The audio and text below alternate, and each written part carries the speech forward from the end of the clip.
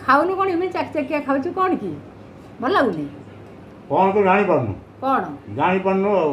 କେଉଁ କଥା କାହିଁକି ନାକ ଟେକି ଖାଉଛୁ ଆଉ କେଉଁ କଥା ଆଜି ହେଉଛି କି ବାର ରବିବାର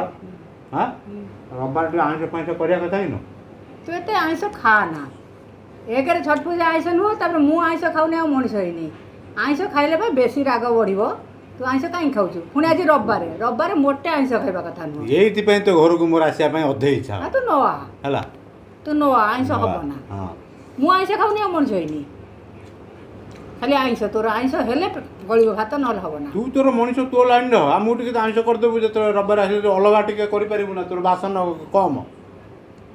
ତୋର ବାସନ ହାଣ୍ଡି କମ୍ ଅଛି କହୁନୁ ହଉ ହବ ଆଉ ଥରେ ଆସେ ହବ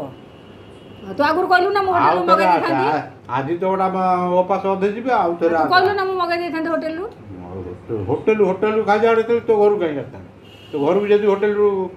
ମଗେଇବୁ ମୁଁ ତୋ ଘରକୁ ଆସି ହୋଟେଲରୁ ଖାଇବି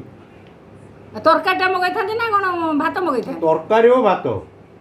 ତୁ ଖା ଆମେ ସବୁଦିନ ବଢ଼ିଆ ହେଇଛି ଖା ମୁଁ ସବୁଦିନ ଖାଉଛି ଆଉ ମଣିଷ ହେଇନି। ବଢ଼ିଆ ତୁ ଗିଳି ଗିଳି ମୋର ଗିଳି ହୁଁ ହଁ ଏଇ କଥା ସବୁବେଳେ ତୋର କାଲି ପୁଅ ଜନ୍ମଦିନ ଆସିବୁ ଖାଲି ହଁ କାଲି ସନ୍ଧ୍ୟାବେଳେ କାଲି ପୁଣି କହିବୁ ସୋମବାର ସେ ଜନ୍ମଦିନ ତ କିଛି କରିବୁ ନା ପୁରୀ କରିବୁ ନୁହଁ ନା ନା ଭଲ କରିବୁ ତୁ ଆସିବୁ ଭଲ କରିବୁ ହଁ ଏ ପନିର ପୁରୀ ଆଉ କରିବୁ ଆଉ ଭଲ କର ନା ଆସ ଆସ